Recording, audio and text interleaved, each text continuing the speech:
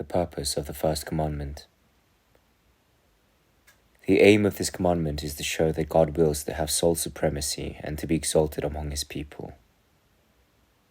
To that end, he desires that all ungodliness and superstition, which diminish and veil the glory of his divinity, should be far removed from us.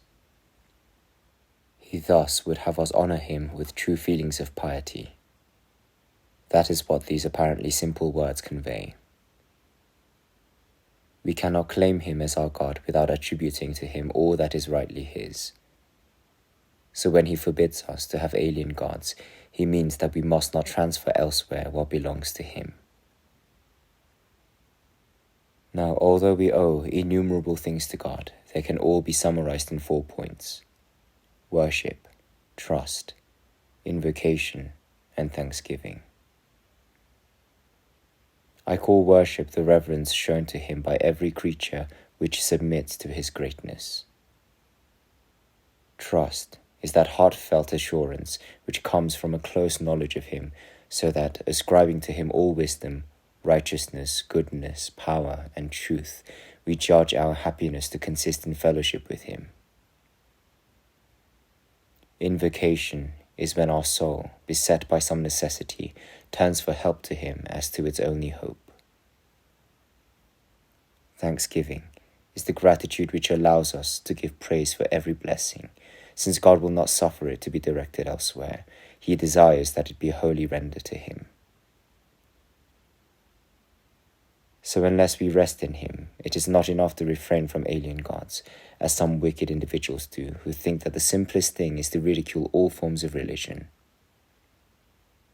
On the contrary, if we would really keep this commandment, true religion must come first, pointing our souls toward God, so that, once they know him, they are led to honor his majesty, to place their trust in him, to entreat his help, to acknowledge all his gifts, to extol all his works, and in short, to aspire to him as to their only goal.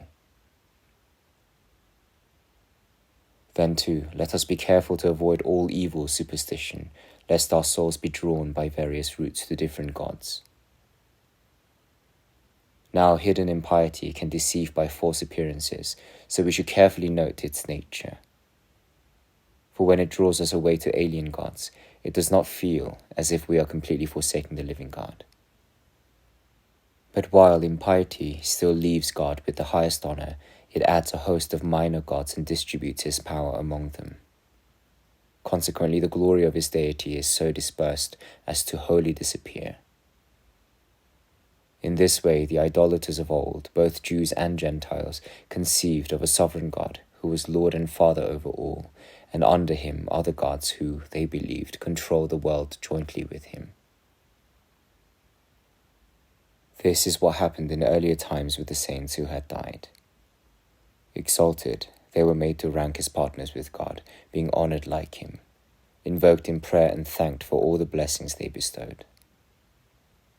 It does not seem to us that this abomination in any way obscures God's glory, and yet it largely suppresses it and blots it out, except that we still feel that he has supreme power over all others.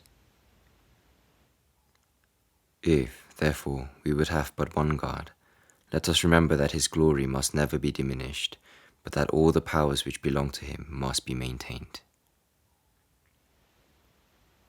It next emerges from our text that we ought not to have alien gods before his face.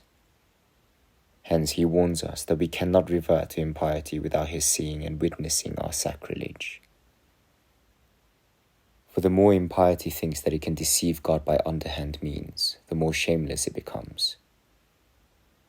The Lord, on the other hand, declares that all that we scheme and devise is known to him. That is why, if we would give God proof of our religion, our conscience must be clear of every evil thought, and the idea of lapsing into superstition or idolatry must never cross our minds. For the Lord demands that we maintain his glory not only by outward profession, but before his face, where all things are visible and manifest.